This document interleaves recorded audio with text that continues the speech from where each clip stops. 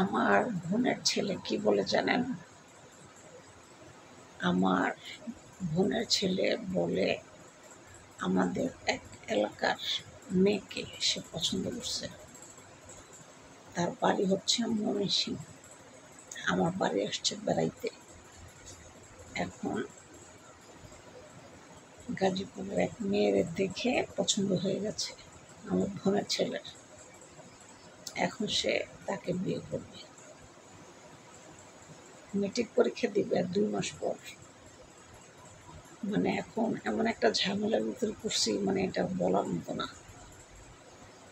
বোনের ছেলে পাগল হয়ে গেছে, ওই মেয়েকে দেখে বিয়ে করবে মেয়েকে। এখন মনে করেন যে আমরা একদম পুরা চাপে আছি।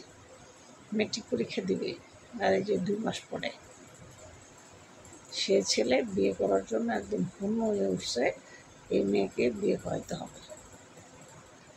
আবার আমার বোনের ছেলে অনেক উঁচা লম্বা, আপনার অনেক লম্বা চূড়া অনেক আর কি।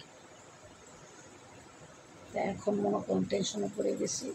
আজকে আসলে মনটা ভালো নেই, কী করবো মাথায় কাজ করতেছে না। এখন এই ব্যাপারটা বোনকে জানাইছি। এখন আমার বোন বলতেছে আচ্ছা ঠিক আছে, আসতেছি আমি ঢাকা। তাকে ফোন দিচ্ছি যে তুই আয়, তোর ছেলে কী বলতে চায় দেখ। তাকে ফোন দিয়ে এগুলো সব আমি জানাইছি। এবং সে বলছে তুই টেনশন করিস না, আমি আসতেছি, আইসা আমি সব ঠিক করব, আমি আসতেছি। দেখেন এখনকার জেনারেশনের একটু বাচ্চারা মানে যা শুরু করছে, মেট্রিক পরীক্ষাটাও দিয়ে সারতে পারতেছে না, বিয়ের জন্য পাগল হয়ে গেছে।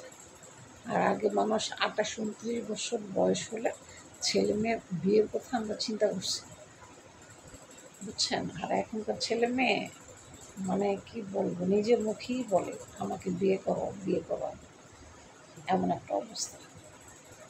আর বিয়ে না করাইলে বাড়ি ছেড়ে চলে যাবো, আর নয়তো মেয়ে নিয়ে ভেগে যাবো, মানে এমন একটা সিচুয়েশন। মেট্রিক পরীক্ষা দেবে 2 মাস পর, কেমন একটা টেনশনে রাখছি, চিন্তা করছেন।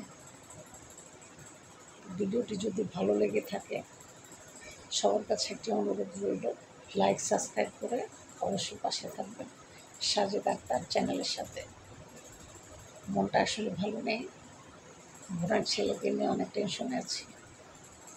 2 মাস পর মেট্রিক পরীক্ষা দিবে, আর যে মেয়েকে পছন্দ করে ওই মেয়ে ক্লাস 6-এ পড়ে, বাচ্চা মেয়ে একদমই।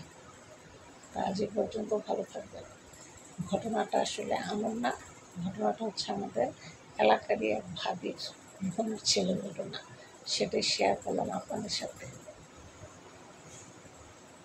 তা আজ এ পর্যন্ত, ভালো থাকবেন, লাইক সাবস্ক্রাইব করতে অবশ্যই ভুলবেন না।